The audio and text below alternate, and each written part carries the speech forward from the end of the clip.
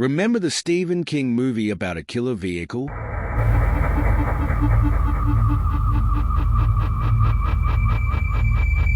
No, not that movie. The other one. That's right. It's Maximum Overdrive from 1986.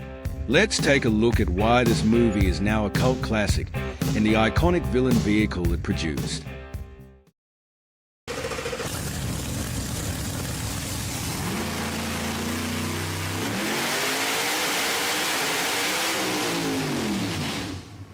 To be fair, you may remember the title but not so much the movie itself. At the time, some people thought it was a bad movie, while others thought it was terrible. But in retrospect, people have realized just how cool it was, at least regarding the now classic ingredients. Stephen King, acdc, Emilio Estevez. And there was possessed evil machinery, and likely a lot of cocaine if you are aware of how the movie came about. And of course now one of the legends amongst the iconic movie vehicles, the Green Goblin Truck.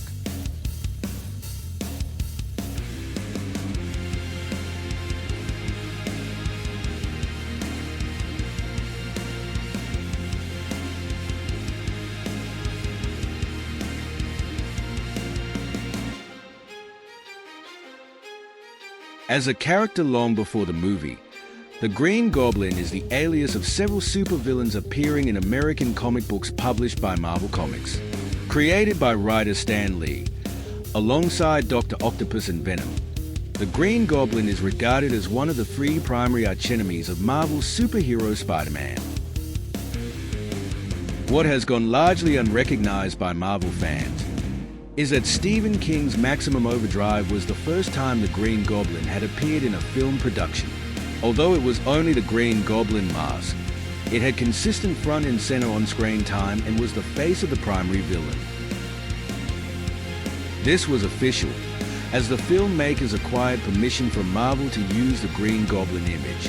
Also, this was only about the fourth film that a Marvel character had appeared in. Maximum Overdrive is based on Stephen King's short story Trucks from his collection Night Shift, and is a unique blend of horror, action, and dark comedy. This was Stephen King's directorial debut. He tried to capital on this fact in the official trailer from 1986. I've written several motion pictures, but I want to tell you about a movie called Maximum Overdrive, which is the first one I've directed. A lot of people have directed Stephen King novels and stories, and I finally decided if you want something done right, you ought to do it yourself. The plot revolves around a group of people trying to survive when machines come to life and become homicidal.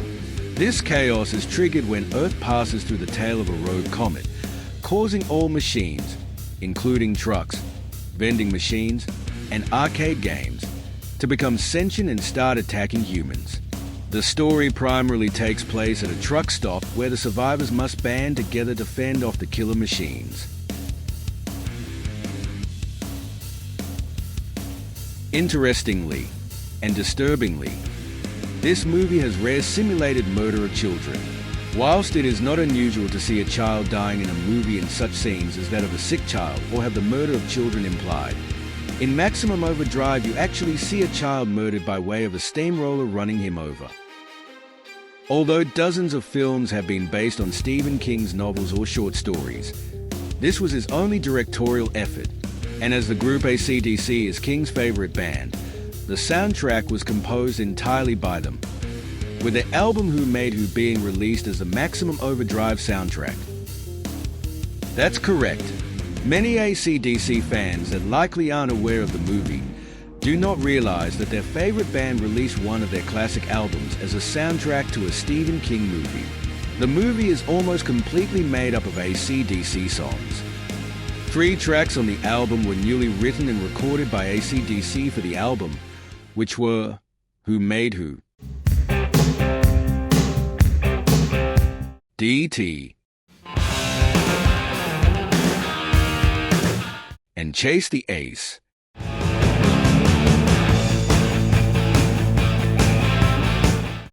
The remaining 6 tracks were previously released by the band.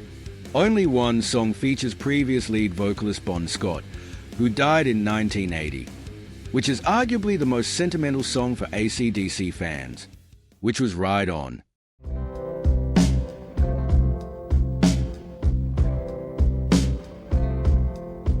It's another lonely evening. In Maximum Overdrive, the boss villain is a 1976 white Western Star 4800 truck, officially called the Happy Toys truck, more fondly referred to as the Green Goblin Truck by fans. The truck is black with a large grinning Green Goblin mask with red glowing eyes adorning the front. It hauls a black trailer that says Happy Toys with the slogan, "Here comes another load of joy." The rear of the trailer features a creepy image of a clown face, possibly foreshadowing Stephen King's famous Pennywise character creation. There is a hidden Green Goblin Jack-in-the-Box toy behind red curtains in the back of the cab. The truck is powered by a Detroit 8V71 diesel engine, which gave it its iconic growl.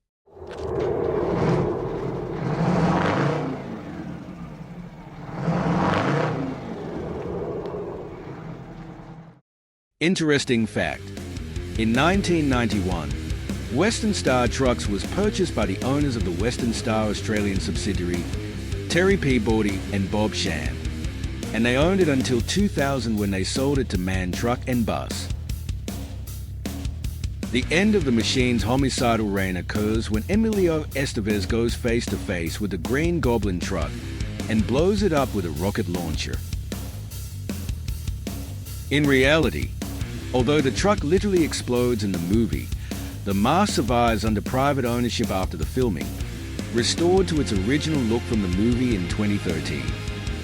After the movie, the remains of the destroyed truck were moved to salvage yard in Wilmington, North Carolina, where reusable parts were sold separately and no longer exist. But in 1987, movie fan Tim Shockey brought the remains of the fiberglass Green Goblin mask after it was advertised in the newspaper by a guy who had it since the end of movie production. He restored it back to original in 2011. When I first got it, this is what it looked like over here. It's upside down, but as you can see, the whole jaw's gone, the tongue, lower teeth, top of the ears, it's all burnt. That was back in April of 1987. In 2011 through early 2013, I spent every evening and weekend out in the garage restoring this. There actually was a second backup mask made for the movie but was never used. It ended up with a man that has let it rot in his yard and refuses to sell it. In 2021, a man named Nate Lawrence built a full-size identical replica of the Green Goblin truck.